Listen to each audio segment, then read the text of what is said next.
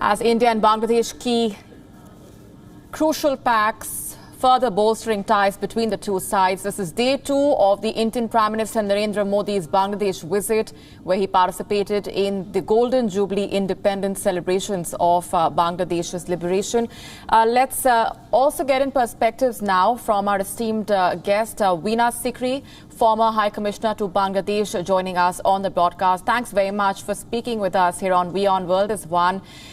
Your assessment of how the Indian Prime Minister Narendra Modi's visit has further bolstered partnership between the two countries, and the significance of the very fact that the Prime Minister travelled to Bangladesh amid the COVID-19 pandemic, the nostalgic address that we witnessed yesterday, and the signing of the key pacts today.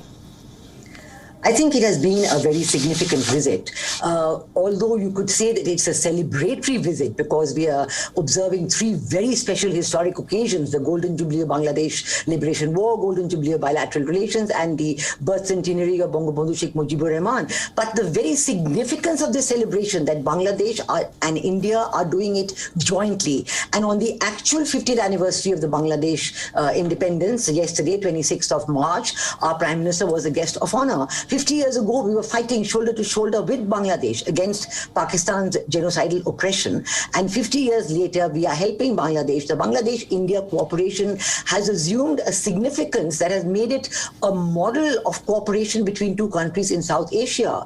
We have what our foreign minister has termed as a 360-degree partnership between Bangladesh and India. There is no field, no sector of cooperation that is left out of this bilateral relationship. And as we have just seen, additional new chapters have been opened, as our Prime Minister termed it in the article he wrote yesterday for the Bangladesh newspaper as a Sonar Ajay, a new golden chapter in Bangladesh-India relations. We have seen MOUs on sports facilities, on IT, information technology, on commerce, new connectivity links and infrastructure development has been inaugurated virtually by the two Prime Ministers, the pipelines, the railway routes between Dhaka and New Jalpaiguri. Now, this connectivity and linking up between Bangladesh and India is significant because we are repairing what was set asunder in 1965.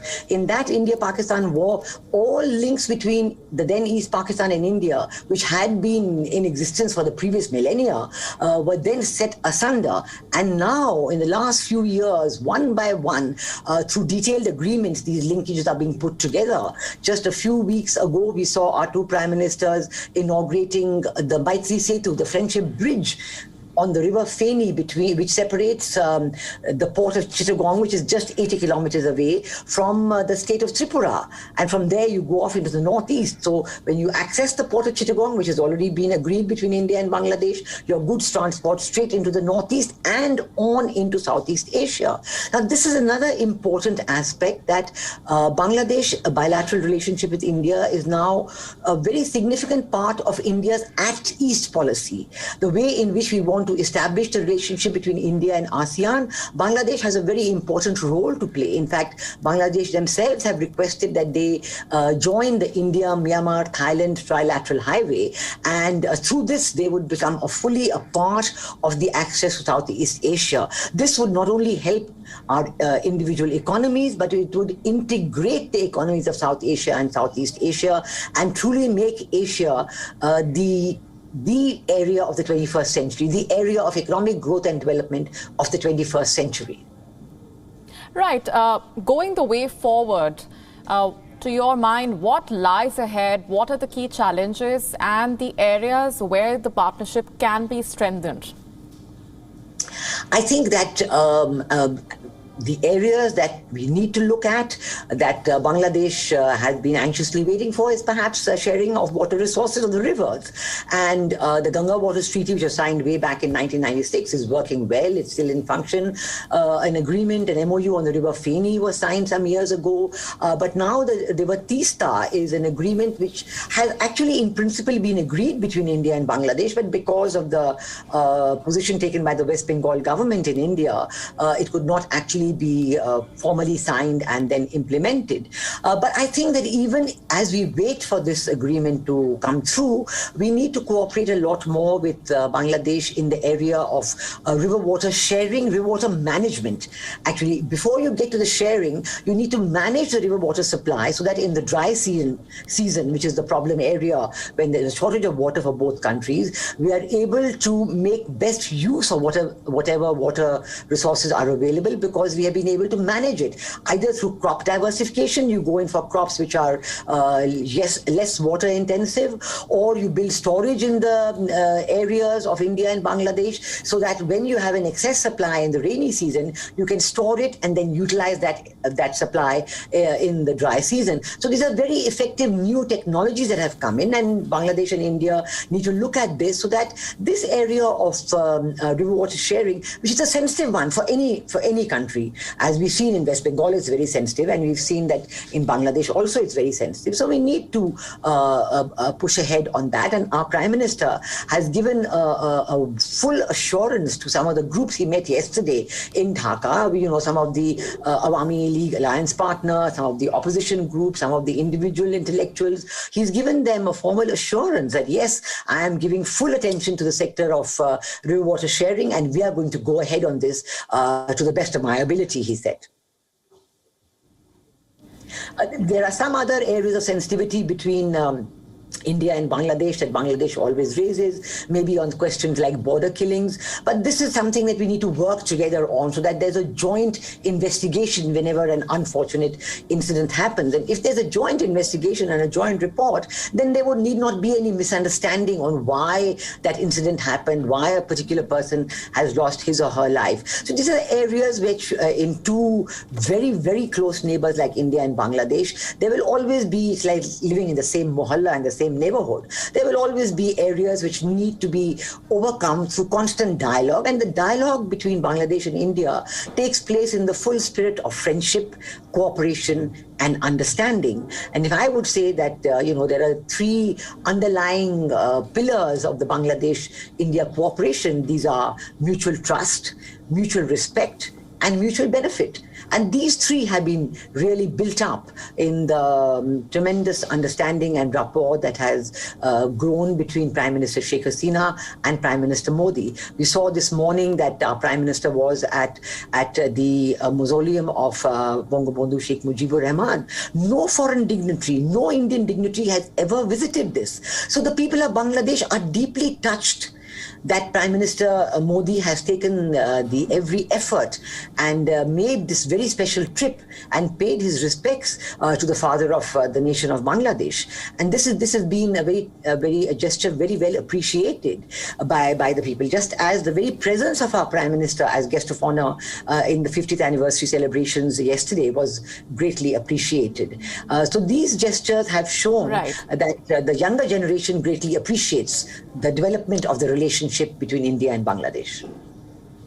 Right. On that note, thanks very much for joining us with those perspectives on what lies ahead when it comes to the India-Bangladesh partnership, further bolstering ties. The Indian Prime Minister on that visit to Bangladesh, wrapping up his two-day crucial visit. Our correspondents on the ground, our principal diplomatic correspondent, Siddhant Sibbal, is joining us with the very latest 5 key agreements that have been signed between India and Bangladesh. Siddhant, take us through the key takeaways. Well, we are waiting for the details. The 5 MOUs have been signed. The symbolic handing over of 1.2 million COVID vaccines have been done. The Indian side has also gifted Bangladesh 109 ambulances. There are other pacts also signed in terms of connectivity, in terms of nuclear power as well. But I'm also joined with our Bangladesh correspondent, and WION was the only channel who had 2 correspondents on the ground for this mega coverage. Well, Shobha, tell me, how do you see this entire visit? How are the people here in Bangladesh looking at this visit? You have covered many events. You have seen that Prime Minister Modi and his representatives were welcomed very warmly everywhere. And people of Bangladesh also, the government is treating this visit so gladly.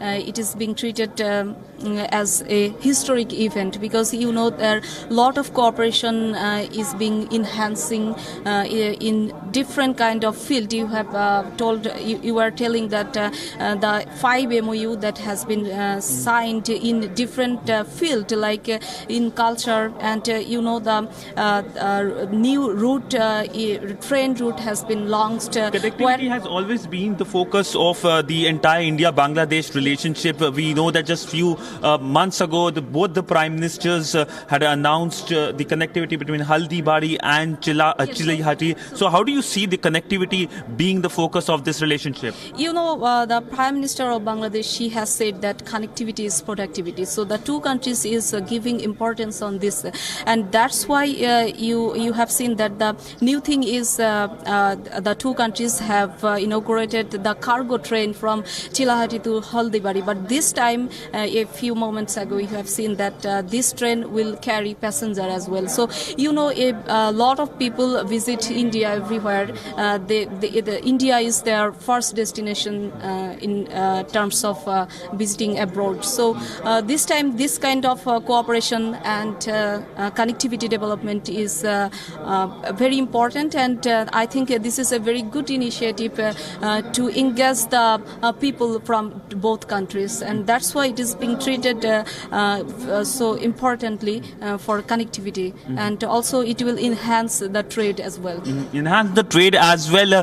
48 hours of intensely packed schedule of Indian Prime Minister Narendra Modi. He visited outside Delhi, outside Dhaka, and of course Delhi was the focus in terms of making sure the priority is given by Delhi to Dhaka. But a lot of symbolism in this visit, symbolism that the people of Bangladesh will always remember. Back to you in the studio.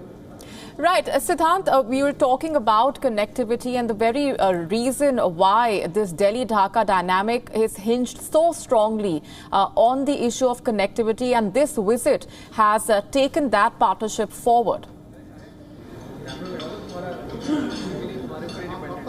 Well, yes, this visit has given the momentum, has made sure that the momentum continues between the relationship. The Sonali Adhyay, the golden age of this relationship continues. And of course, we have seen how both the Prime Minister spoke very emotionally about this relationship, the role played by the Indian Army in liberation of Bangladesh. In fact, Dhaka is celebrating it very beautifully. The city is lit up all through the night. And of course, we know that the comments made by the Indian Prime Minister talking about, in fact, he named the Indian soldier who laid their lives. But let's go back to Shoma. Shoma, how do you see, or the people of Bangladesh see, the role of the Indian Army, and of course the Indian Prime Minister, the Prime Minister of the largest democracy present in your celebration, the 50th Independence Anniversary celebration? Yes, of course, this is very important and historic moment. The two countries is sharing the same history. So, in this visit, actually, this is an acknowledgement of that history as well. Because you have heard the speech made by the two prime ministers. They have recalled the contribution of India in 1971, and people of Bangladesh also always remember that contribution of Indian soldiers. Acknowledging the role of the Indian soldier is something that both sides have done. Nowhere, anywhere in the world, one country pays homage or tribute to another country's soldiers. But the fact that Bangladesh has done so shows the closeness, but also shows that how both countries are working concertedly towards a more peaceful South Asia. Thanks very much, Siddhant Sibal and Lakmina Jasmine Soma, for joining us with those ground updates. WION now available in your country. Download the app now. Get all the news on the move.